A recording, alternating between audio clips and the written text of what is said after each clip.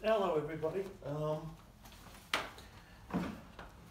Hopefully this very advanced audio device will work better. So I'm here to talk about the Z4M behind me that's going to be coming up in one of the collector car auctions soon. Z4M hardtop coupe, an unusual thing. It followed the Z3M, or the M Coupe as they called it, which was released back at the end of the sort of 1990s. That car had a retail price, I think, of about $127,000. They couldn't sell them. I actually bought one new. They couldn't sell them. They were selling them for just under $100,000 new. And the Z3M Coupe ended up being worth, you know, $30,000, $40,000, I suppose, about 10 years ago. But now, of course, you can't buy the Z3M Coupes anymore. There's simply none of them around, and they're back probably at $80,000 to $100,000. So if you're looking for something interesting like that, it's hard to go past the Z4M.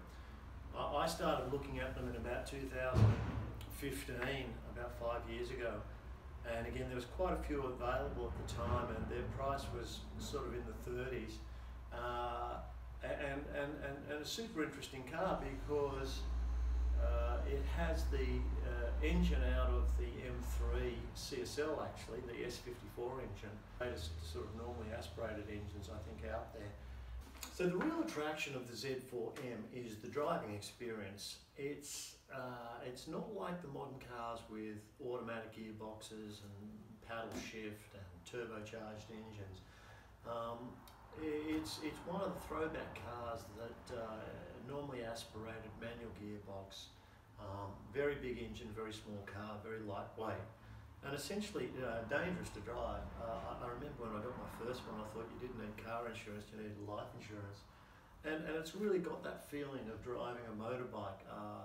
Very immediate response, throttle response, very loud and noisy exhaust, stock standard. And just every sense of, you can feel the road, you can feel where the car is, and a great driving experience. In particular, I guess, the engine note, the exhaust, which is fantastic. As, I'm not going to rev it up too much here because it's a cold start, but it'll give you some idea of the exhaust.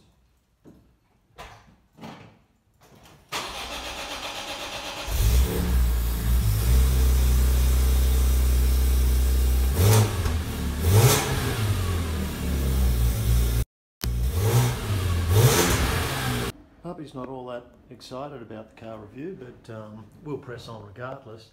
Here's a couple of interesting things about it. I love on the roof, you can see the roof bulges there.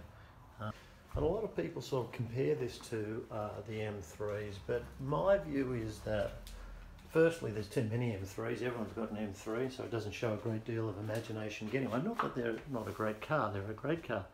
But you know, this is obviously a lot different, and certainly different to the M3 in a sense that it's a much smaller, it's a much more, it's not trying to compromise, it's not trying to pretend that you can use it as a daily driver necessarily, or go and do the shopping in or anything like that.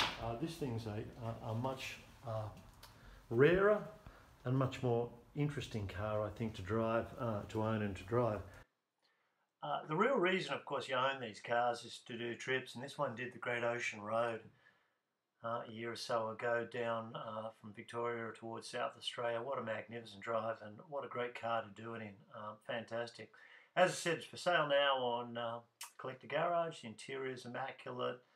The exterior's had the ceramic coat in a paint treatment, being serviced currently, and really in perfect, fantastic condition. Looking for a new garage.